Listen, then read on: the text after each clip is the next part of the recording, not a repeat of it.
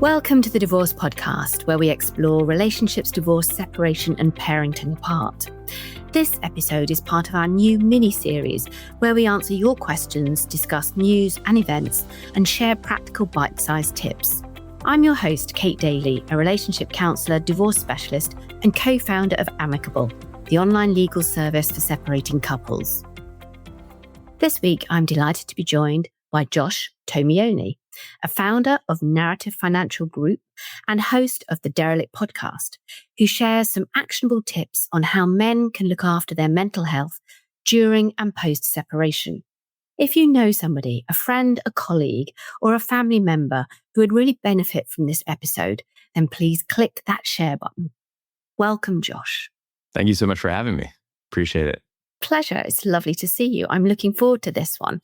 So the context for this is men's mental health during divorce. And before we get into the sort of nitty-gritty tip side of this, just give us a brief overview of your story. So when I spent a lot of years, many years as what I would say is a chameleon, not necessarily realizing it, but just trying to fit into my surroundings. Trying to fit into what people expect of me, what people's story is of me.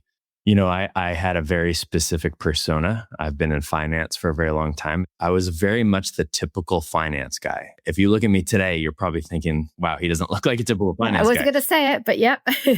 Yeah, it's very, very different than it used to be. So it used to be clean shaven or maybe a very, very small amount of scruff with a 3-piece suit. I lived in the nicest suburb with the best school district. I drove the nice car. I had 3 kids. I mean, I had the thing, right? I had the thing that you would expect of someone in finance, of a financial planner. And there was nothing wrong with my life per se. You know, I enjoyed it. There was a lot of good things about it, but I was really dying inside. And I don't think I really realized how much I was getting eaten away inside until crisis hit. So crisis hit in my mid-30s. I went through some things. We lost a child in utero, which was extremely difficult for both of us, having a miscarriage. As a man, I didn't honestly think it should affect me that much. So it also came with a side of shame for me of like, why do I feel bad about this? Why am I depressed? Why am I not doing well? Because I didn't lose anything out of my body. It was my wife, right? And I think that was kind of the beginning of the end. Instead of being a team anymore, we just kind of were on our own side doing our own thing and made some additional mistakes, got really, drunk on a business trip once and, just did some stupid things. And we both just, I don't know, we got to a place where we just weren't working together anymore. We weren't a team. We weren't really trying to make things work. And I made a bunch of mistakes and I tried my best to salvage it and it was unsalvageable at that point. And it sounds like you were carrying an awful lot of built up stuff that built up over the years and nowhere to release that or to talk about things. Yeah, very, very true. And very common as well. Yeah, I was going to say, it sounds very typical from, the people we help, hear the same stories. Especially men. I would say, from my experience. Yeah, absolutely. That's not to say that women don't carry things. They do, absolutely. But women are they're more encouraged, I would say, from society and from friendships to share things, to be in groups, to join tribes, to like really communicate about what's going on. You probably experienced this as well, just in your own friendships. Like women tend to share everything with each other, or at least a lot of things. Men are typical for getting together and watching a football game for 4 hours and not saying anything to each other, not knowing anything about each other's life, except for whatever lame comments that they're making about the football players, right? Like, I know that might sound overly sexist. I don't mean to be. It's just that I think the more masculine traits just say, hey, I got to figure this stuff out. I got to do things. I got to just make this work. I had an experience where just last week, a friend of mine from a long time messaged me because he was switching careers, switching jobs, switching teams. And I could tell he was just really depressed, really anxious about it, really not looking forward to it. He just was having a really hard time.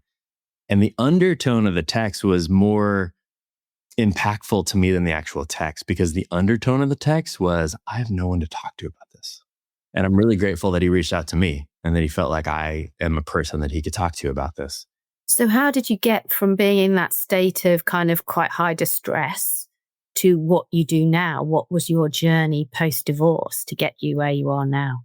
So I went through my crisis and my divorce. It was very contentious. It was very difficult. It was years of fighting, attorneys, the whole 9 yards. I have some stories in my book. It's called The Gospel of an Ex-Derelict: Fight, Fail, Rebuild. And it's a lot of practical things mixed with a lot of stories. So it's really, really fantastic. I'm really excited about it. Sounds great. Yeah, thanks. But it was really so I had to go through the crisis first. When I went through the crisis, I decided to act like a teenager for a while. And I think other people that are divorced can experience this. I've heard a lot of it as well. Is I'm in my mid-30s and I wanted to go do all the teenage things that I never did as a teenager. The drugs, the alcohol, the sex, the partying, the rock and roll, all the stuff that I didn't do because I was kind of this goody two-shoes growing up. So I just decided to go off the deep end and explore all those different things. And guess what? That didn't bring me any sort of fulfillment or contentment or happiness or joy or anything else. I think I had to get that out of my system before I got to a point where I had another one of what I would call my spiritual awakenings. So I feel like I've had a lot of spiritual awakenings in my life. I feel like everybody has a spiritual awakening, whether you believe in God or religion or anything else, it doesn't matter. It's just a moment in time where, to use the analogy from The Matrix, the movie from 25 years ago, you take the pill and then you realize like no circumstances have changed. It's just that my view and my vision now has dramatically changed. So nothing else has changed except for my perception. Yeah, my outlook on it. Mm-hmm. Yeah. Yeah. And I went through a really big one of those. And it was at that moment that I realized, I need to help men going through the same thing.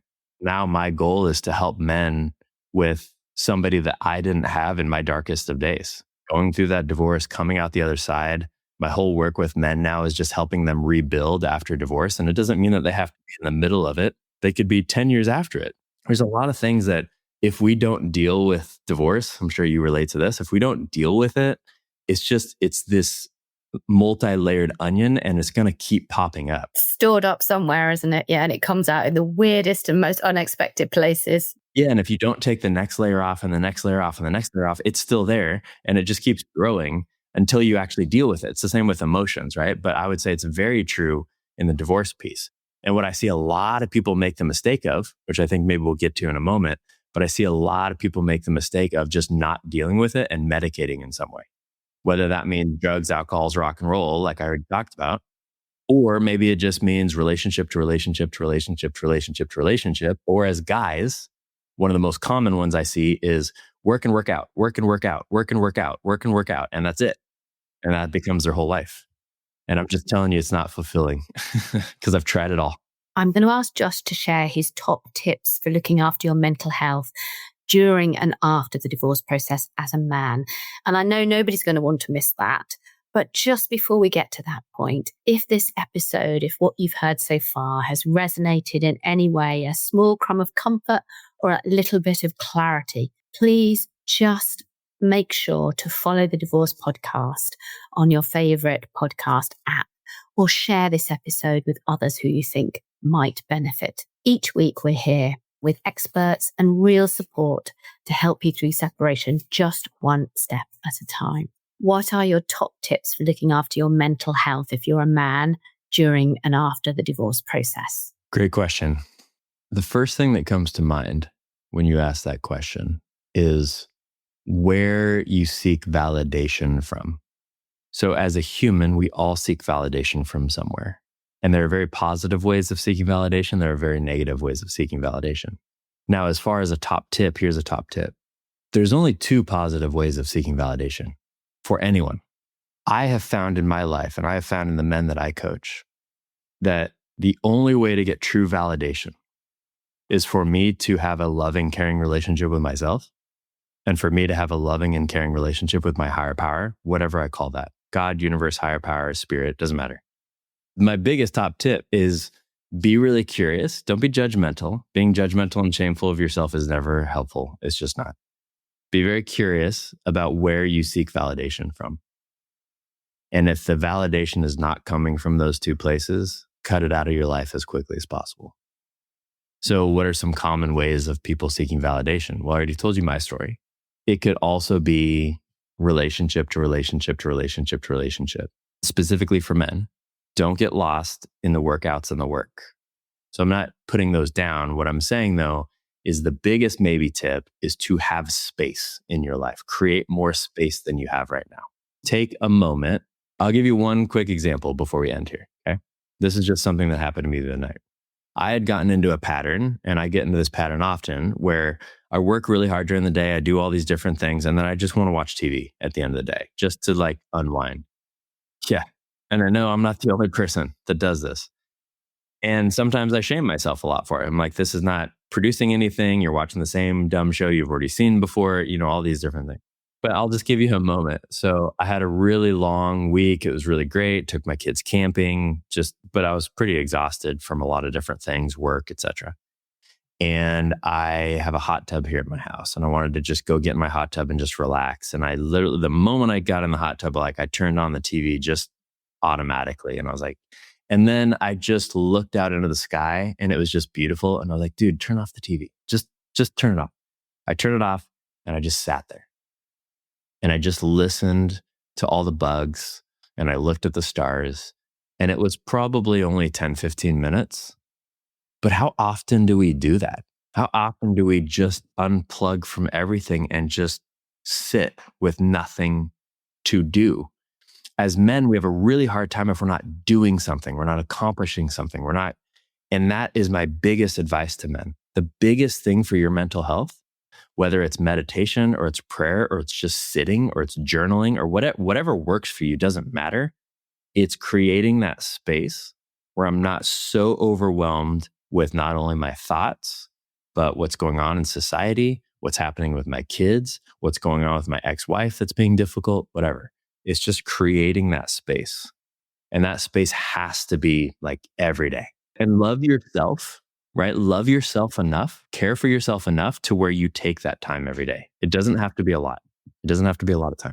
But you're right. I think so many people will avoid doing that because it's scary. Sometimes space is scary, isn't it? And that's when you have to go and get some help, or you need to make some changes or sort through stuff. But what a beautiful vision to end on. It was lovely. Thank you. Where can people find out more about you if they want to follow up on some of those references you made to your books and that kind of thing, or the program that you run?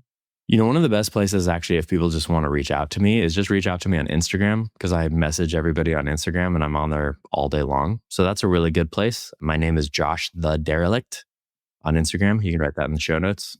So my only request is, if you liked what you heard today, go follow me on Instagram and then send me a message, and ask to speak to me directly. I will speak to you directly. Sometimes my team is in there messaging people because I get a lot of messages, but I will speak to you directly. I would love to hear more about your story, see how I can help. That's amazing. Thank you. And if you're listening and you want co-parenting or separation advice, you can also visit amicable.co.uk, where you can explore all of our lovely resources or book a free advice consultation as well. I'm on Insta, but I'm also on LinkedIn, so you can hear about new podcast episodes by subscribing for updates and visiting thedivorcepodcast.com, or of course on your favorite listening platform. Finally, we'd love to know how we can help you further. So please share questions on divorce, separation and co-parenting with us at hello@amicable.co.uk. And you never know, they might form the basis of the very next mini episode. So thank you. Thanks ever so much for joining me, Josh. It's been amazing speaking to you and getting a different perspective on things. And thank you, everyone, for listening.